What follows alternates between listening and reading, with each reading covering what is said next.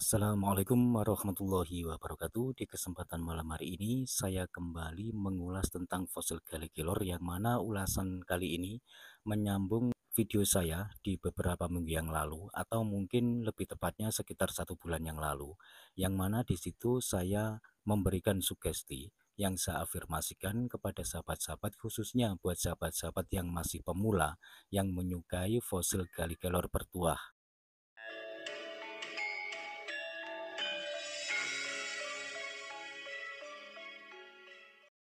Ya, pada pembahasan kali ini saya akan meneruskan tentang sebuah komunikasi saya dengan saudara Hari dari Jakarta, yang mana beliau juga sudah pernah mempraktekkan atau mengikuti metode saya waktu itu.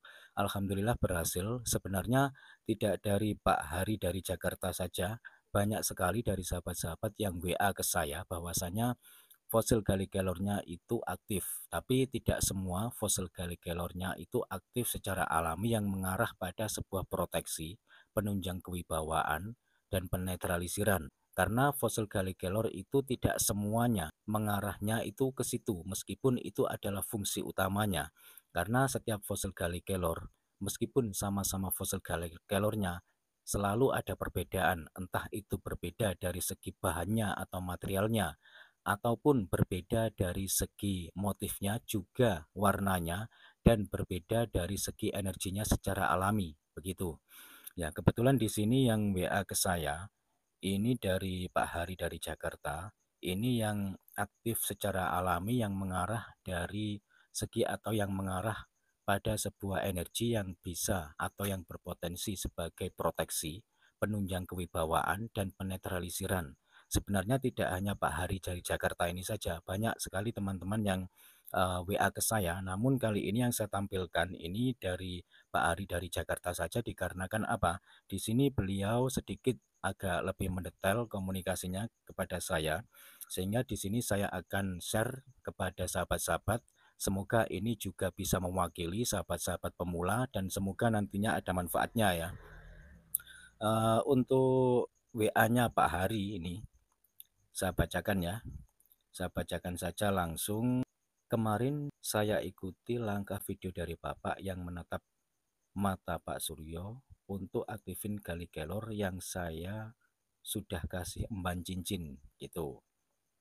Terus saya taruh di atas lemari dan setelah itu sekitar jam 7 WIB, batu Galligelor itu saya pakai di jari. Ini yang inti-intinya saja.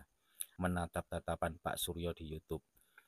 Apakah nggak usah dikasih minyak misik hitam lagi, Pak? Nah, ya, sesuai dengan yang pernah saya ulas, bahkan tidak cuma pernah, tapi sering teman-teman ya, beberapa bulan yang lalu, bahkan mungkin sekitar 1 tahun yang lalu juga sering saya ulas pada sahabat-sahabat bahwasanya untuk pemberian minyak ini boleh kita oleskan di bagian fosil Galligelornya itu sekali. Setelah kita oleskan rata sekali, kita diamkan sekitar selama 1 menit boleh, 2 atau 3 menit juga boleh. Setelah kita diamkan, dilap pakai kain bersih atau lebih praktisnya dilap dengan tisu sampai bersih sampai kering lalu ditaruh lagi begitu.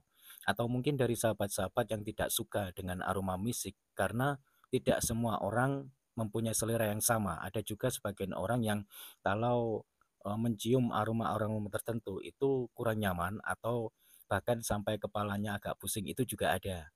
Nah, kalau tidak sekiranya tidak suka atau tidak nyaman, tidak sesuai dengan selera aroma minyak misik, tidak usah dioleskan juga tidak apa-apa, cukup disandingkan saja. Yang penting fosil Galligelornya dijaga kebersihannya begitu, disandingkan itu sama saja.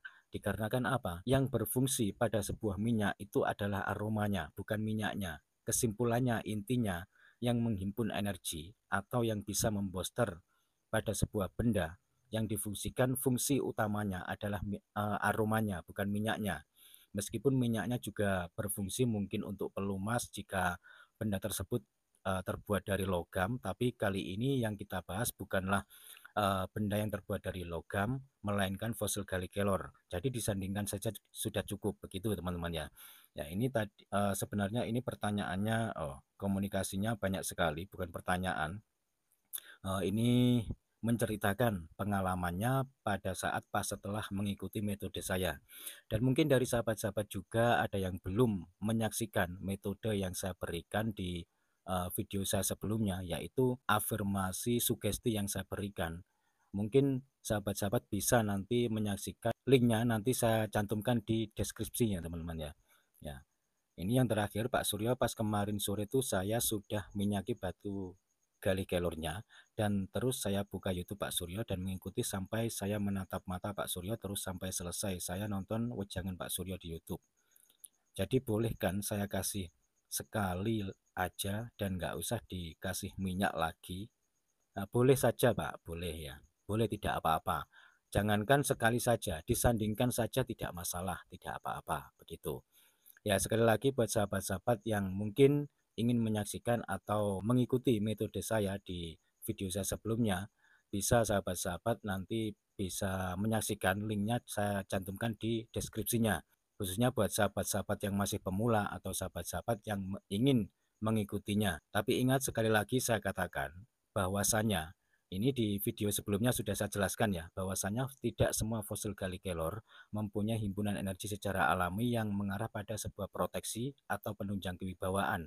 Ada juga yang lebih condong, lebih dominan secara alami mengarahnya pada sebuah penetralisiran. Ada juga yang untuk mengarah yang berfungsi sebagai sarana pengobatan secara alami.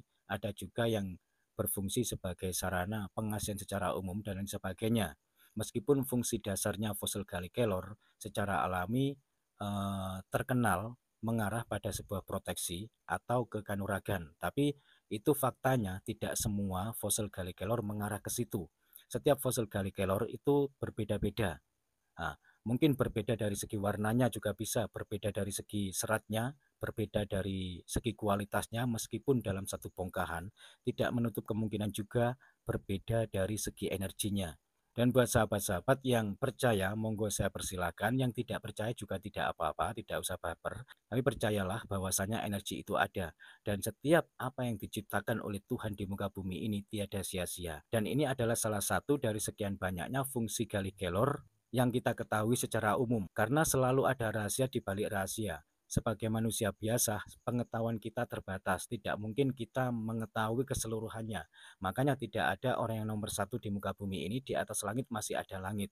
Dan mungkin dari sahabat-sahabat pada saat pas mengikuti metode saat saya memberikan sugesti di video saya, jikalau fosil galikelornya tidak mengarah pada sebuah proteksi, itu bisa jadi fosil galikelornya lebih mengarah pada sebuah energi secara alami yang bisa dikatakan secara umum, bisa dibilang pengasihan secara umum juga, atau juga penetralisir juga bisa.